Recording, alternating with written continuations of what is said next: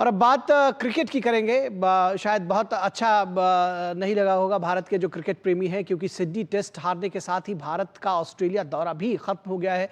Australia की team विश्व test championship के फाइनल में पहुंच गई है। वहीं दूसरी तरफ भारतीय टीम के आलोचना का सिलसिला और तेज हो गया है।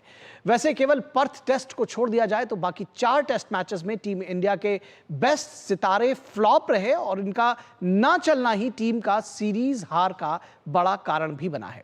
तो आइए जानते हैं कौन कौन से हैं वो सितारे जो इस पूरी सीरीज के दौरान फीके रहे।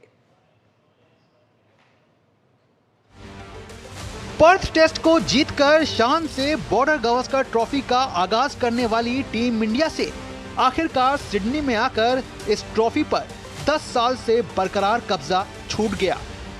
सिडनी टेस्ट को ऑस्ट्रेलिया ने 6 विकेट से अपने नाम किया और बॉर्डर गावस्कर ट्रॉफी को 3-1 से जीत लिया। ऑस्ट्रेलिया की टीम ने 2014-15 के बाद पहली बार बॉर्डर गावस्कर ट्रॉफी को 3-1 से अपने नाम किया। ऐसे में अगर इस हार के गुनहगारों को देखा जाए तो इसमें सबसे पहला नाम रोहित शर्मा का आता है। रोहित शर्मा ने बॉर्डर गावस्कर ट्रॉफी सीरीज के 3 मैचों की 5 पारियों में 6.20 के औसत से सिर्फ 31 रन बनाए और उनका सर्वाधिक स्कोर 10 रन रहा। यानी टीम इंडिया के लीडर का ये हाल रहा तो बाकियों को क्या कहा जाए। इस कड़ी में दूसरा नाम विराट कोहली का है। विराट कोहली ने 5 मैचों की 9 पारी में 23.75 के औसत से सिर्फ 190 रन बनाए। पर्थ टेस्ट की शतकीय पारी को हटा दिया जाए तो इस बल्लेबाज ने 8 पारियों में सिर्फ 90 रन बनाए। मिडिल ऑर्डर में कोहली का रन बनाना बेहद जरूरी था, लेकिन कोहली लगातार फ्लॉप होते रहे। वहीं इस क्रम में तीसरा नाम शुभमन गिल का है। तीसरे नंबर पर बल्लेबाजी करने वाले शुभमन गिल ने भी बेहद निराश किया। गिल ने 3 मैच की 5 पारियों में 18.60 के औसत से 93 रन बनाए, जबकि ये वह क्रम था जहां टीम को संभालने और पारी को आगे बढ़ाने में रन बनाना बेहद अहम हो जाता है। हार के चौथे बड़े कारण रवींद्र जडेजा रहे। रवींद्र जडेजा पूरी सीरीज में ना तो बल्ले से और ना ही गेंद से कमाल दिखा पाए। इस सीरीज में जडेजा के बल्लेबाजी परफॉर्मेंस को देखें तो इस बल्लेबाज ने 3 मैच की 5 पारियों में 27 के औसत से 135 रन बनाए, जबकि वहीं गेंदबाजी में 3 मैच की 4 पारियों में वो सिर्फ 4 विकेट ही ले पाए।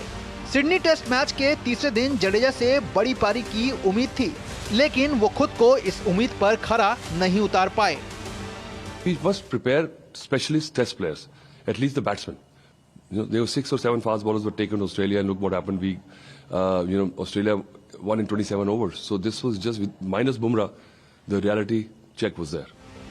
भारतीय टीम का इस सीरीज में कितना लचर प्रदर्शन रहा, इसका अंदाजा इसी बात से लगाया जा सकता है कि टीम कुल 7 बार इस सीरीज में 200 के आंकड़े के अंदर सिमट गई, जो कि किसी सीरीज में 200 से कम में ऑल आउट होने के मामले में संयुक्त तौर पर सर्वाधिक आंकड़ा है।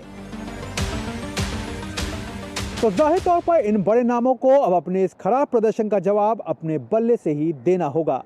लेकिन बात केवल यहीं पर खत्म नहीं होती, बल्कि इस पूरी सीरीज के दौरान टीम इंडिया की रणनीतियां भी पूरी तरह से विफल साबित हुई, जिसके लिए अब कहीं ना कहीं सवाल के घेरे में टीम मैनेजमेंट भी है। कैमरामैन आशीष के साथ मैं गौरव कुमार, डीडी न्यूज़, दिल्ली। और इस पर बातचीत करने के लिए हमारे साथ हमारे संवाददाता गौरव जुड़े हुए हैं। गौरव, क्या सिर्फ बल्लेबाजों को इसका दोषी समझा जाए या फिर ये भी समझना चाहिए कि कुछ आपसी सामंजस्य में भी कुछ कमी रही टीम में? बिल्कुल निखिल, इसमें कोई दो राय नहीं है, क्योंकि केवल बल्लेबाजों पर ठीक रहा। शायद बल्लेबाजों ने तो गलती की ही है, क्योंकि जो भी हम टेस्ट मैच हारे हैं वहाँ पे बल्लेबाजों की एक भारी कमी जो है वो निकल करके सामने को देखने को मिली है।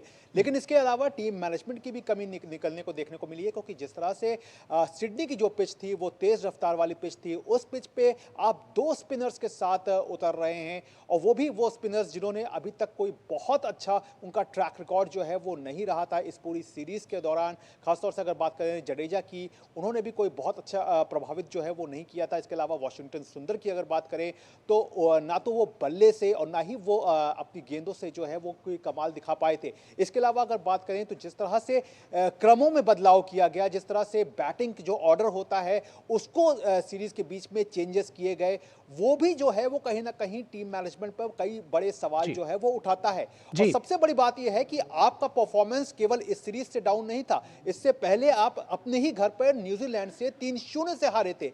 तो फिर ऐसे में बड़ा सवाल ये उठता है कि आखिरकार टीम मैनेजमेंट ने उसमें सुधार करने के लिए किया क्या?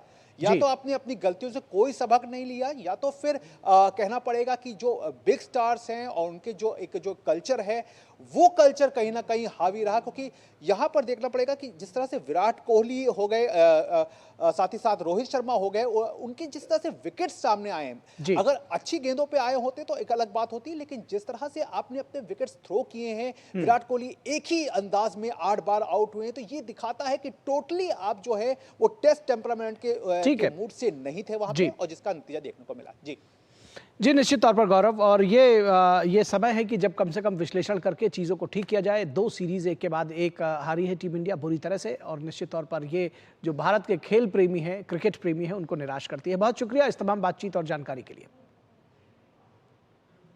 तो न्यूज़ नाइट के आज के इस अंक में बस इतना ही। हमारी पूरी टीम को दीजिए इजाजत। नमस्कार।